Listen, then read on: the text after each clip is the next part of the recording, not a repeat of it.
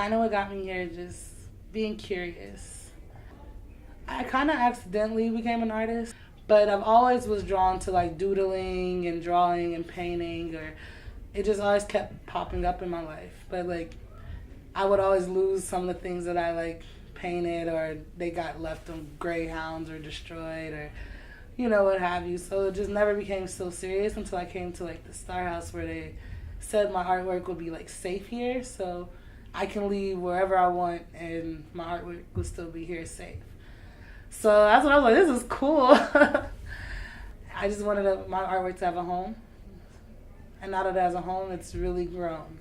When it comes to youth homelessness, you'd be surprised how many kids come from the foster care system and have nowhere to go. Like, just not nowhere to go, lack knowledge. We're out here in a world where people didn't teach us, our parents didn't decide to continue to teach us how life really works out. And I don't blame our parents for it, or my parents for it, because they didn't really know themselves. Although it's very sad, look how astonishing it is. They're surviving out here in these streets. I have seen some of the youth change and turn, all their innocence be wiped out of them. One day, you see the light and hope of an innocent child, and then the next day, you see the cruelty of the world. We gotta stop this.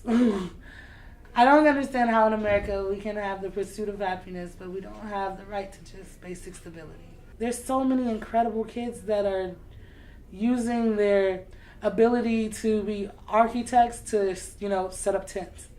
But can you imagine that if they were in a stable situation, stable home, don't have to worry about what they're going to eat every day, surviving every day. But if those things, those basic needs were met, how that talent and all that beauty and creativity would go towards something that could be really beneficial to the community. I don't believe that we're out here hooligans, or we're out here and we're, menace to society. It's just, this is the cards that we've been dealt, so we have to play them. We have to play them. When I decided to be like, all right, I'm going to like start putting roots down here in Columbus, that was like, I remember it was like the end of fall. I just came back from Colorado, and I was hearing about the big art show and how Antoine had made all this money, and he made a great speech, and like how he was just like still glowing from the last show. I don't know, I just thought that me having my artwork hang in like a gallery would be so cool. That like lit the fire in my belly. Like that's what made me like, okay, I'm gonna stay here and see it out. I've been through a lot since I made a decision, and I'm pretty known for running away from my problems. Like I would never take myself seriously, or like never take anything else seriously ever since I started to do shows. My very first show was the Wild Goose show. I got really nervous. I didn't know how it was gonna go. It was like actually my first time walking into a real gallery. I was like, next time I'm gonna go better. Like I was dressed nicer. I kept trying to find my own identity through these shows, through people admiring my art, through, the classes, still trying to discover my own style, find my own identity. And the shows have definitely helped with that. People couldn't believe that I was actually the artist sometimes because I didn't take it seriously.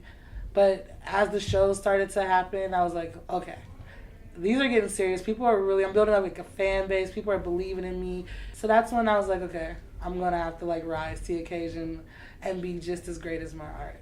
There's been times that I've had to like sleep outside, or because I didn't want to be around like bad people, or have to like give myself up just to be strong. That's kind of when I learned that even on bad days, you gotta like dig the depression, you gotta just take it, because at least you're alive enough to feel this sadness. Because there's people out there that say, oh, I don't feel anything, and I would hate to like not feel anything.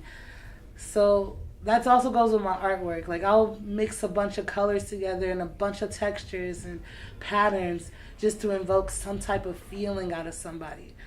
Okay, my paintings, like I use a lot of figures. There's a reason for that. I play back a lot of things that happened in my childhood. A lot of the movements go with the figures.